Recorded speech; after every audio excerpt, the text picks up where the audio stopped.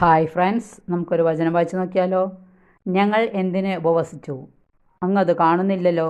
ഞങ്ങൾ എന്തിനു ഞങ്ങളെ തന്നെ എളിമപ്പെടുത്തി, അങ്ങത് ശ്രദ്ധിക്കുന്നില്ലല്ലോ. ഇത് ഏശയ്യാ പുസ്തകത്തിന് വായന 8-ാം അധ്യായം 3-ാം തിരുവചനം. നോക്കിയാലോ എന്താണെന്ന്. വലിയ പ്രതീക്ഷകളോടെ ബാബിലോൺ പ്രവാസത്തിൽ നിന്ന് മടങ്ങി വന്ന ജനത്തിന് പ്രവാചകന്മാർ വാഗ്ദാനം ചെയ്ത സമ്പത്തും സമൃദ്ധിയും സന്തോഷവും ഒന്നും ലഭിച്ചില്ല.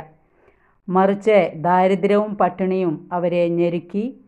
സ്വന്തം നാട്ടിൽ തന്നെ അനേകർ ആഹാരത്തിനു വേണ്ടി അടിമകളായി സ്വയം വിൽക്കാൻ നിർബന്ധിതരായി. അവരുടെ പ്രാർത്ഥനകളും ഉപവാസവും ഒന്നും ഉദ്ദേശിച്ച ഫലം കണ്ടില്ല. അവരുടെ ചോദ്യങ്ങൾ പ്രവാചകൻ എടുത്തു പറയുന്നതാണ് ഈ വചനം.